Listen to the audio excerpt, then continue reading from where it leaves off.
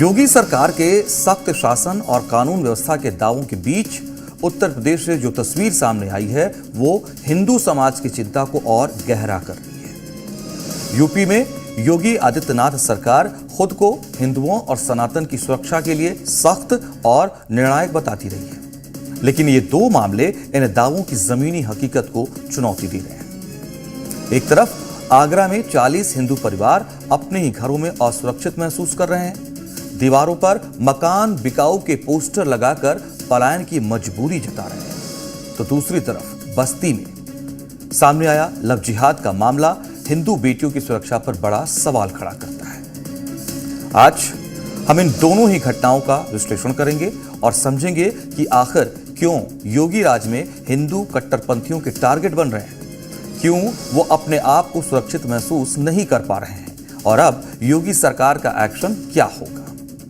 क्योंकि आगरा के बलकेश्वर भगवान इलाके में 40 हिंदू परिवारों द्वारा एक मुस्लिम परिवार के लोगों की वजह से डर और पलायन की आशंका जताना और घरों की दीवारों पर मकान बेचने के पोस्टर लगाना सामान्य नहीं है। वहीं बस्ती में सामने आया लव जिहाद का मामला, जिसमें अजफरुल हक और प्रिंस की गिरफ्तारी हुई है, उस पर बड़े पैमाने पर हिंदू लड़कियों को फंसाने और अंतर्राष्ट्रीय नेटवर्क चलाने जैसे गंभीर आरोप लगाए जा रहे हैं। ये दोनों घटनाएं केवल आपराधिक मामलों और किसी एक इलाके तक सीमित नहीं हैं, बल्कि ये संकेत देती हैं कि हिंदू समाज आज भी संगठित चुनौतियों और सामाजिक दबाव का सामना कर रहा है। क्या अब वक्त आ गया है डेमोग्राफी चेंज की गंभीरता को समझते हुए ठोस, निर्णायक और बिना समझौते वाली कार्रवाई की बात की जाए? ये तय करना होगा। पहले आप आगरा का मामला समझिए। आगरा के बलकेश्वर भगवान नगर में 40 हिंदू परिवारों द्वारा पलायन का डर जता। सबसे पहले उस मानसिक असुरक्षा को दर्शाता है जो किसी भी समाज के लिए गंभीर संकेत है। स्थानीय लोगों का आरोप है कि भगवान नगर के ब्लॉक ए में रह रहा दबंग मुस्लिम परिवार अक्सर हिंदू परिवार के लोगों के साथ झगड़ा, मारपीट और महिलाओं के साथ अभद्रता करते हैं। हिंदुओं के घरों के बाहर जानबूझकर मांस फेंकते हैं, घरों में जबरन घुस जाते हैं, गाली गलौज करते हैं, बाहरी गुंडे भी बुलाए जाते हैं और कई बार तो बुजुर्गों पर भी हाथ उठाते हैं। आप समझ रहे हैं, ये सब एक हिंदू मोहल्ला में हो रहा है। अब यहां भी जब लोग खुद को असहज महसूस करने लगे और खुले तौर पर मकान बेचने के पोस्टर लगाने को मजबूर होने लगे, तो ये साफ करता है कि डर केवल एक दिन का नहीं है, बल्कि रोजमर्रा के अनुभवों से पैदा हो रहा है। ये हिंदू परिवारों के सम्मान, सुरक्षित जीवन और सामाजिक स्वीकार्यता से जुड़ा मामला बन जाता है। पलायन का डर अपने आप में प्रशासनिक व्यवस्था पर भी सवाल खड़े करता है। अगर हिंदू समाज की उपेक्षा हो रही है तो तुरंत एक्शन की जरूरत है और जरूरी है कि भगवान नगर के हिंदू परिवारों के आरोपों की निष्पक्ष जांच हो, पीड़ित परिवारों में भरोसा बहाल किया जाए और किसी भी तरह के कट्टर या डर पैदा करने वाले तत्वों पर बिना भेदभाव के योगी स्टाइल में सख्त एक्शन।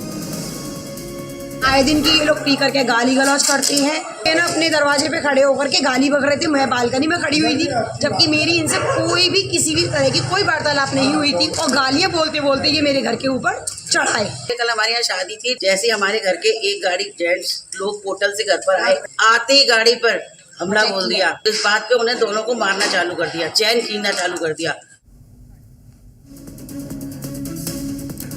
वहीं यूपी के बस्ती से सामने आया लव जिहाद के मामले ने सबको चौंका दिया, क्योंकि सीएम योगी आदित्यनाथ बार बार कहते हैं कि बेटियों की सुरक्षा और सम्मान से खिलवाड़ किसी भी सूरत में बर्दाश्त नहीं किया जाएगा। फिर भी एक जिहादी ये दुस्साहस कर रहा था। आरोपी अफजरुल हक और प्रिंस अब पुलिस की गिरफ्त में है, लेकिन उसे लेकर हैरान करने वाली जानकारी सामने आ रही है कि उसने और उसके गुर्गों ने करीब 300 हिंदू लड़कियों को टारगेट किया। आरोपी अजफरुल अपने हाथ पर कलावा बांधता था, खुद को हिंदू बताता था, हिंदू लड़कियों को प्यार, शादी और नौकरी का झांसा देकर अपने जाल में फंसाता था, फिर लगातार दुष्कर्म करता था। उनके अश्लील वीडियो बनाकर उन्हें ब्लैकमेल करता था, धर्मांतरण का दबाव बनाता था और इसके बाद कई हिंदू लड़कियों को देह व्यापार में नेपाल और दूसरे राज्यों में भी भेज देता था। शुरुआती जांच में सामने आया कि यह मामला एक संगठित नेटवर्क का हिस्सा था और आरोपी का कथित तौर पर ओवैसी की पार्टी AIMIM से भी कनेक्शन रहा है। मामले में पुलिस ने फिलहाल मुख्य आरोपी समेत 8 लोगों के खिलाफ FIR दर्ज की है। पुलिस अब सिंडिकेट की कड़ियां जोड़ने में भी जुट चुकी है। उत्तर प्रदेश में लव जिहाद की घटनाओं को लेकर पहले भी कई मामलों में पुलिस और एटीएस ने धार्मिक अनैतिक परिवर्तन रैकेट, नेटवर्क और गैंग का खुलासा किया है, जिसमें अंतर्राज्यीय तस्करी, विदेशी फंडिंग और आईएसआई नेटवर्क के कनेक्शन भी सामने आ चुके हैं। इसके अलावा उत्तर प्रदेश में अवैध धर्म परिवर्तन प्रतिबंध कानून भी लागू है, जो किसी भी बलपूर्वक धोखे या प्रलोभन द्वारा धर्म परिवर्तन को रोकने का कानूनी आधार देता है। अब इस मामले में योगी सरकार और पुलिस ने कार्रवाई शुरू कर दी है।